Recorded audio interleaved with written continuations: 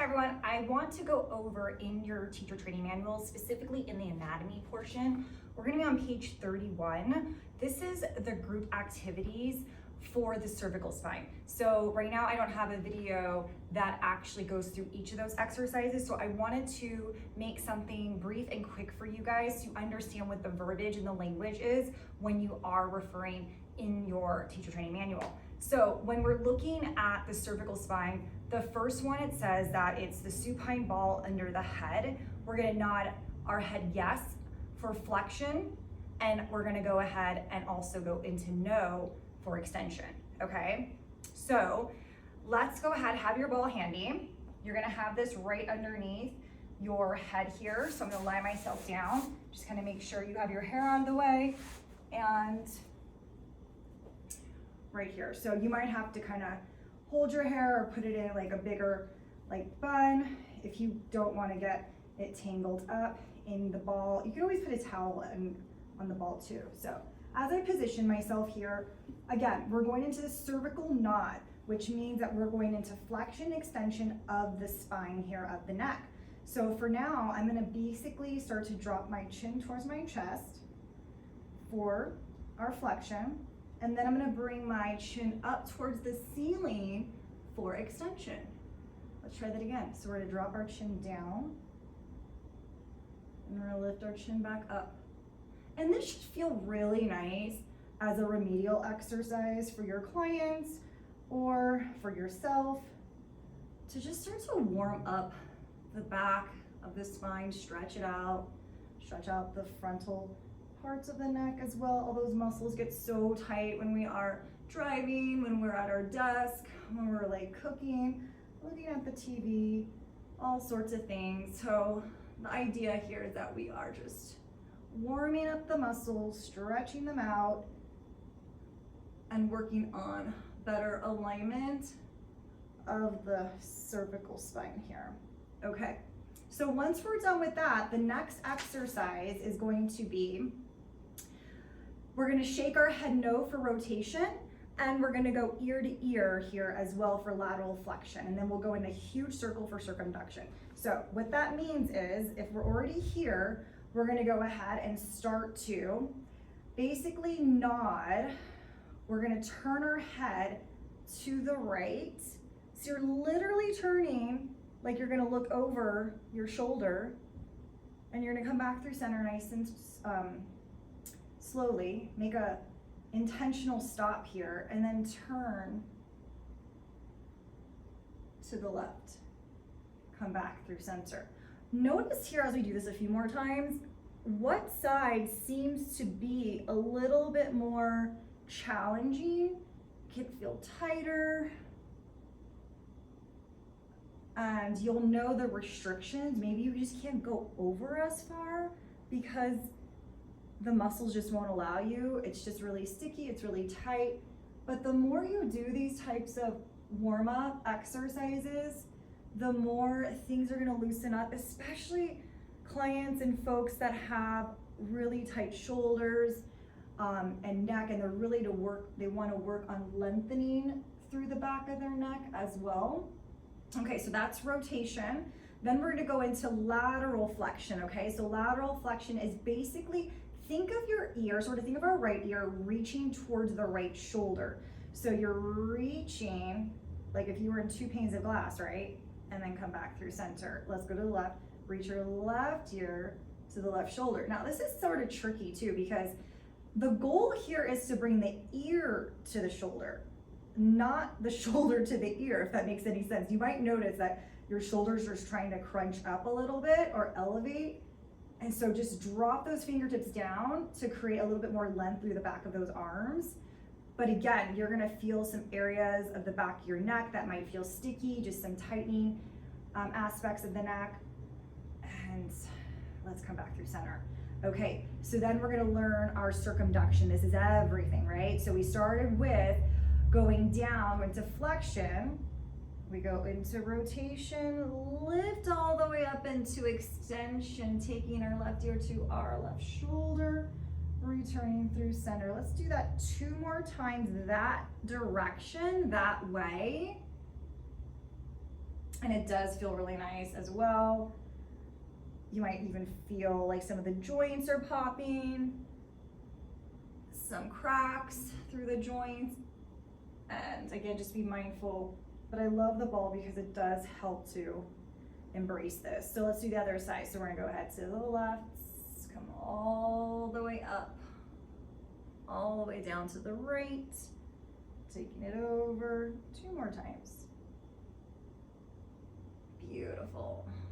And again, this is so good to give your clients or to start your warm up with these exercises before you even get the body moving, just to prepare it for what it's doing. Because a lot of times we tend to turn on those neck muscles whether we like it or not. And so if they're already super tight, stiff and cold, we might, we don't wanna actually do any type of injury towards us. So this is just to prevent any of that from happening. So hopefully that one makes sense. So I'm gonna move into the next one, and that's gonna be our chicken head. So we're gonna be seated against the wall. That's what this one is done best.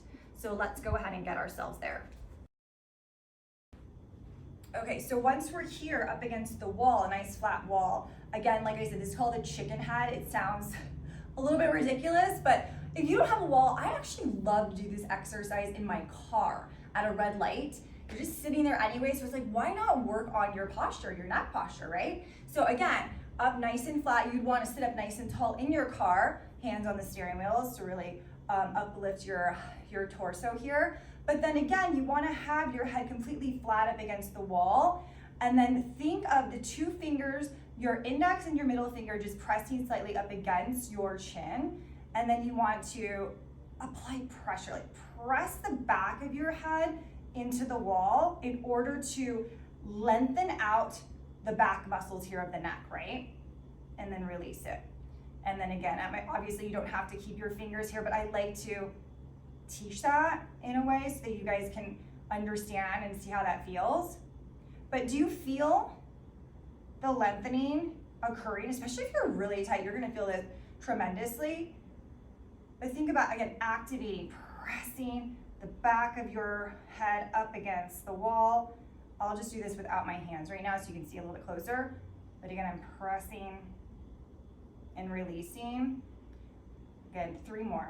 Press, really pushing the back of your skull into the wall, into the driver's seat.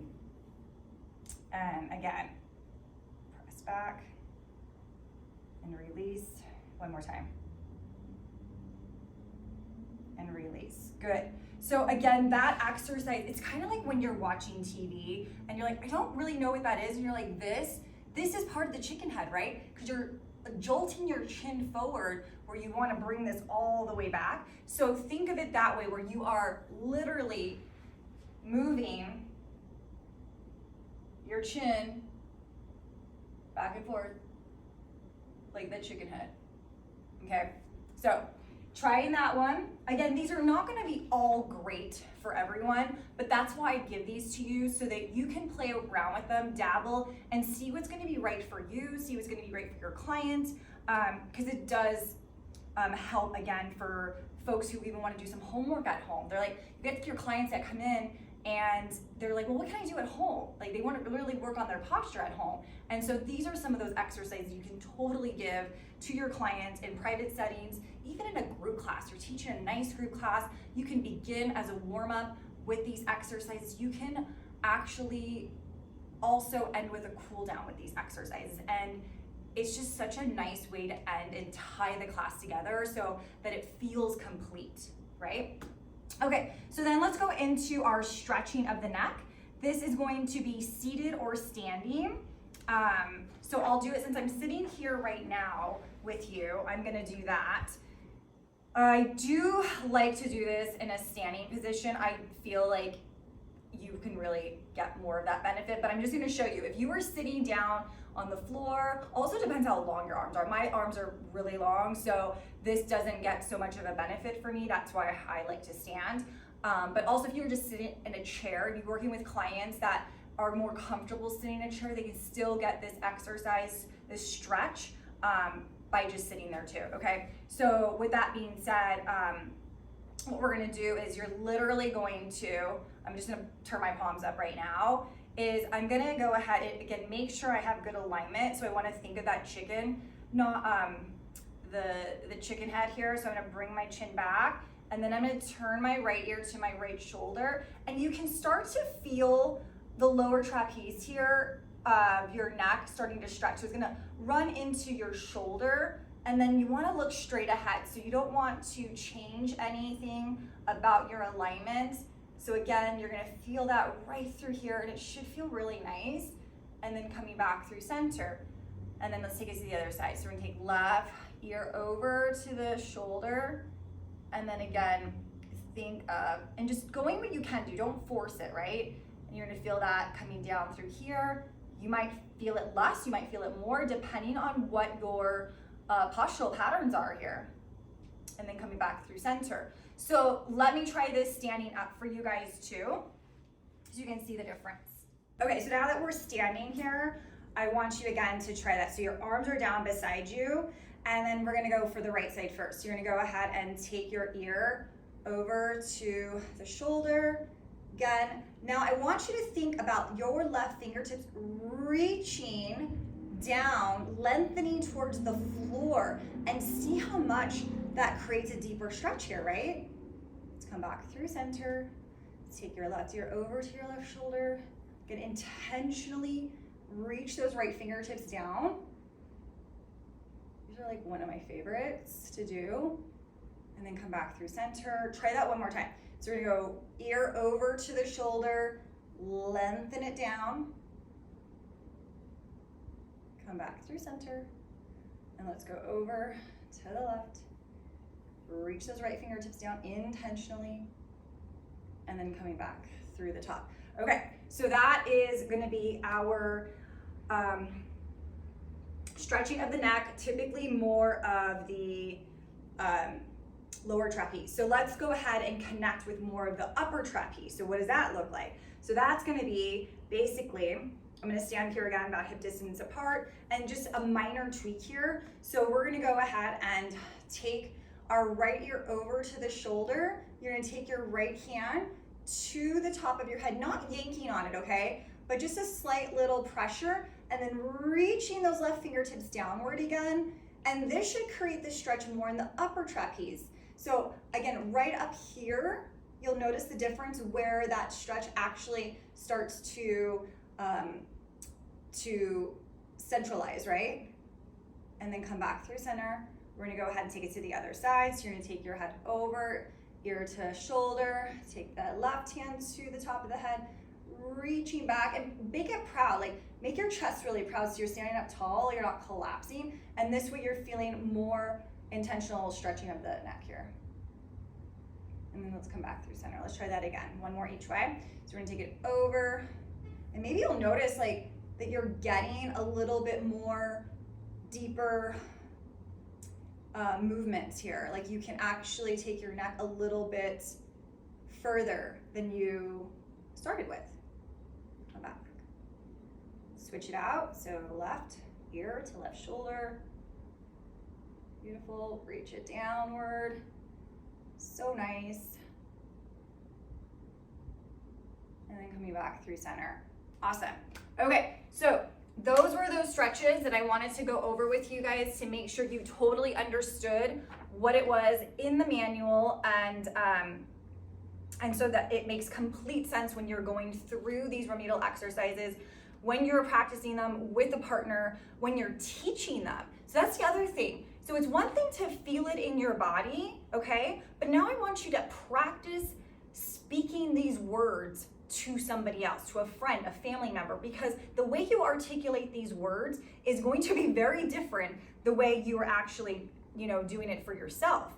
So that also takes a lot of time to understand the exercise thoroughly so that you can start to put together, again, the setup, getting your client into the setting up of the position, when they should breathe, their inhales or exhales, and also how to talk them out of the exercise. What are they feeling? What should they be feeling? What is the purpose of this? They're gonna be like, why am I doing this exercise? I don't understand the reasoning behind it. So again, as an instructor, it is your duty to educate them on the why, and that is so important. That's exactly why you're here. So again, love these. If you guys have questions, go ahead and drop them in the comments, and I'm happy to answer that for you, but I just wanted to clarify this section of the anatomy manual. You guys have a great day.